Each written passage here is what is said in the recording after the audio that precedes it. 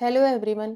पिछली कक्षा में हमने भाषाई कौशलों का विकास टॉपिक का अध्ययन किया था, जिसके अंतर्गत हमने चारों कौशलों का अध्ययन किया था। ठीक है, अब आज की कक्षा में हम इससे अगले टॉपिक हिंदी शब्दों का वर्गीकरण, अर्थ, उत्पत्ति एवं व्युत्पत्ति के आधार पर इस टॉपिक का अध्ययन करेंगे। ठीक है, तो आज का हमारा टॉपिक है हिंदी शब्दों का वर्गीकरण। इस कक्षा में हम यह जानेंगे कि अर्थ, उत्पत्ति एवं व्युत्पत्ति के आधार पर हिंदी शब्दों का वर्गीकरण कैसे किया जाता है। ठीक है, तो सबसे पहले हम यह जानते हैं कि शब्द का अर्थ क्या होता है। सामान्यतः शब्द का अर्थ ध्वनि से लिया जाता है। भाषा में शब्द वह इकाई है जिसके माध्यम से किसी वस्तु, भाव या विचार का बोध होता है। सामान्यतः शब्द का अर्थ किसी ध्वनि से लिया जाता है। जब कई ध्वनियाँ मिलकर के किसी अर्थ का बोध कराती हैं तो वह शब्द कहलाता है। शब्द भाषा की एक छोटी इकाई है जो एक अर्थ का बोध करवाता है। शब्द अर्थपूर्ण होता है, अर्थात शब्द का एक अर्थ होता है। अगर किसी शब्द का अर्थ नहीं निकलता है तो वह शब्द नहीं है। जैसे कि दो ध्वनियाँ हैं रा प्लस में, इनसे एक शब्द बना राम। तो यह एक सार्थक शब्द है, इसका एक अर्थ निकल रहा है कि यह किसी का नाम है। तो इस प्रकार यह एक शब्द है। और कै प्लस खे प्लस गे, इन तीनों ध्वनियों को अगर हम मिलाएंगे तो इनसे जो शब्द बनेगा वो सार्थक शब्द नहीं है, उसका कोई भी अर्थ नहीं निकलता है, इसलिए यह एक शब्द नहीं बन पाता। हिंदी भाषा के अंतर्गत शब्द के बारे में अनेक विद्वानों ने परिभाषाएं दी हैं, जिनमें से कुछ परिभाषाओं का अध्ययन हम इस कक्षा में करेंगे। ठीक है, तो अब हम पढ़ेंगे शब्द की परिभाषाएं। पहली परिभाषा है महर्षि पतंजलि के अनुसार, कानों से सुनी जाने वाली और अर्थ का बोध कराने वाली ध्वनि को शब्द कहते हैं। महर्षि पतंजलि कहते हैं कि कानों से जो ध्वनि सुनी जाती है और जो ध्वनि अर्थ का बोध कराती है वो शब्द कहलाती है। ठीक है, दूसरा है पंडित कामता प्रसाद गुरु के अनुसार, एक या अधिक अक्षरों से बनी स्वतंत्र और सार्थक ध्वनि को शब्द कहते हैं। पंडित कामता प्रसाद गुरु के अनुसार जो ध्वनि एक या अधिक अक्षरों से निर्मित होती है उसको शब्द कहते हैं। ठीक है, तीसरा है डॉक्टर रामचंद्र वर्मा के अनुसार, अक्षरों से बना वह संकेत जो किसी वस्तु या भाव का ज्ञान कराए शब्द कहलाता है। डॉक्टर रामचंद्र वर्मा के अनुसार शब्द वह अक्षरों का बना हुआ संकेत है जो किसी वस्तु या भाव का ज्ञान कराता है। ठीक है, चौथी परिभाषा है डॉक्टर भोलानाथ तिवारी के अनुसार, भाषा की सबसे छोटी सार्थक इकाई को शब्द कहते हैं। डॉक्टर भोलानाथ तिवारी कहते हैं कि भाषा की सबसे छोटी इकाई कौन सी है? शब्द।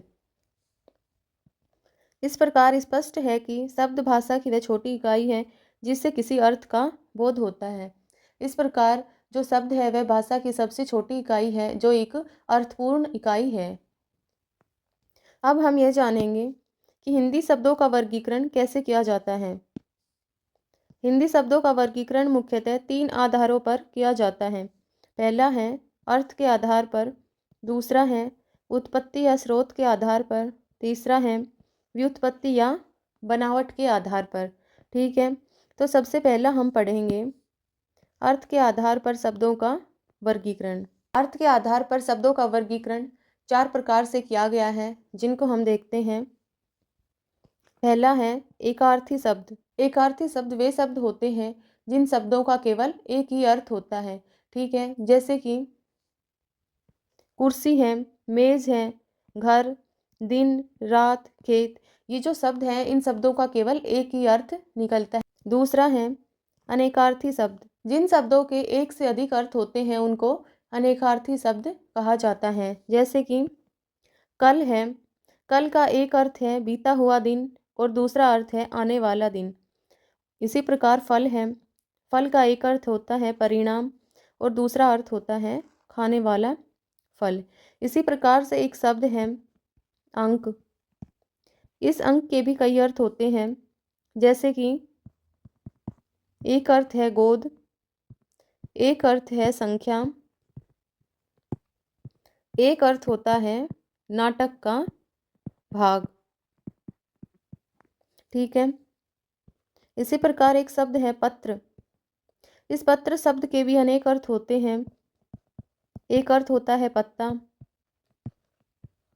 एक होता है चिट्ठी। एक शब्द और है हार। इस हार शब्द के भी दो अर्थ होते हैं। एक होता है माला और एक होता है पराजय। इस प्रकार जिन शब्दों के एक से अधिक अर्थ होते हैं वे अनेकार्थी शब्द कहलाते हैं। ठीक है।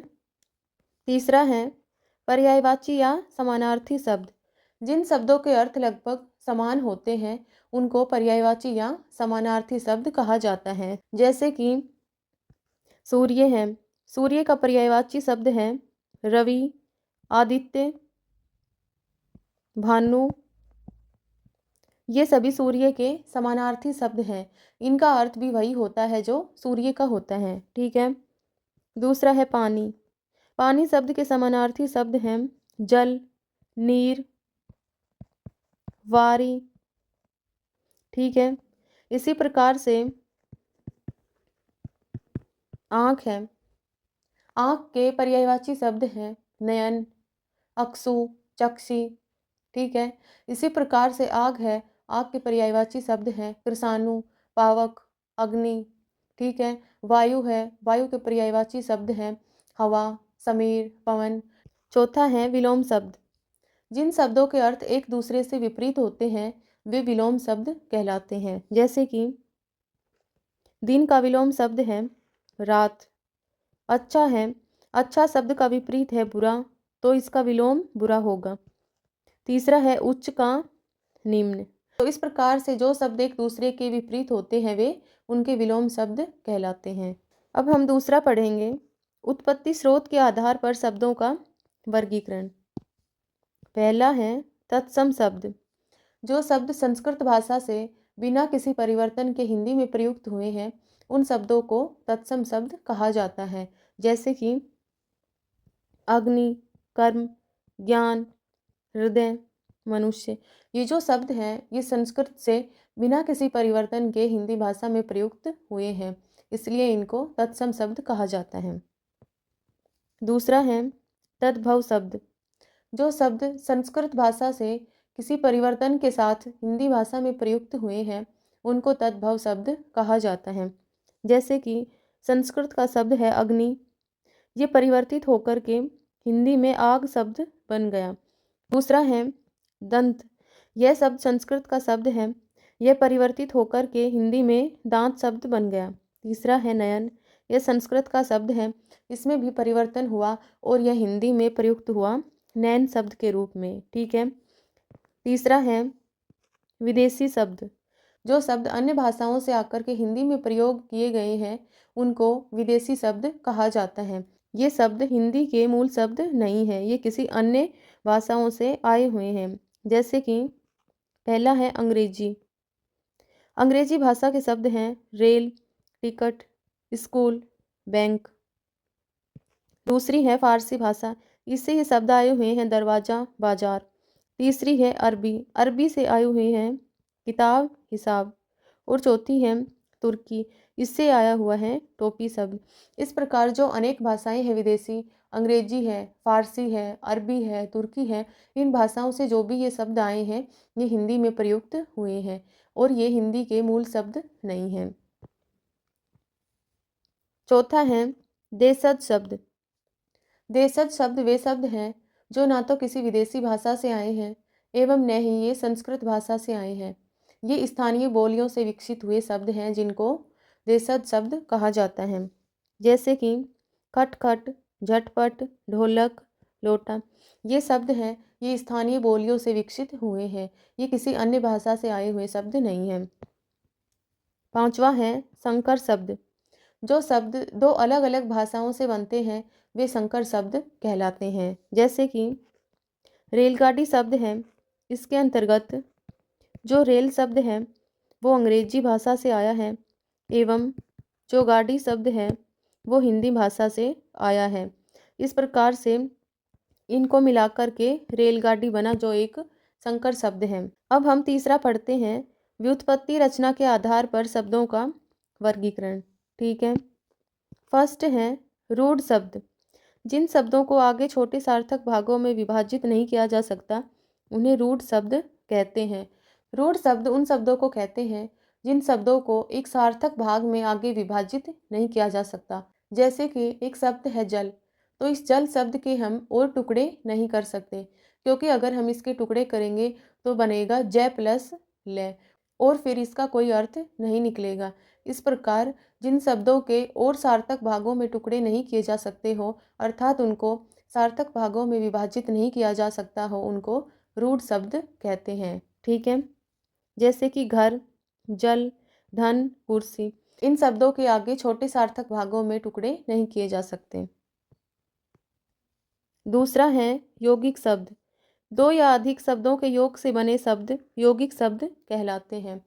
जो शब्द दो या दो से अधिक शब्दों के योग से बने हुए होते हैं उनको यौगिक शब्द कहा जाता है। जैसे कि रसोई प्लस घर, इन दोनों शब्दों को मिलाने से एक शब्द बना रसोई घर, तो यह यौगिक शब्द है। इसी प्रकार विद्यालय प्लस भवन, इन दो शब्दों को मिलाने से एक शब्द बना विद्यालय भवन। ठीक है, तो यह एक यौगिक शब्द है। ठीक है, तो यौगिक शब्द वे शब्द होते हैं जो दो या दो से अधिक शब्दों के मेल से बनते हैं। तीसरा है योग रूढ़ शब्द। ऐसे शब्द जो दो शब्दों से बने होते हैं लेकिन उनका अर्थ विशेष और निश्चित हो जाता है, उन्हें योग रूढ़ शब्द कहते हैं। ऐसे शब्द जो दो शब्दों से निर्मित होते हैं लेकिन उनका अर्थ अलग ही निकलता है, वे योग रूढ़ शब्द कहलाते हैं। जैसे कि दो शब्द हैं, एक है पंख और दूसरा है जय। इन दोनों शब्दों से एक शब्द बना है पंकज। इस पंकज शब्द का एक अलग ही अर्थ निकलता है कमल, इसलिए यह योग रूढ़ शब्द है। 10 प्लस आनन, इन दोनों शब्दों से एक शब्द बना है दशानन, जिसका अर्थ निकलता है रावण।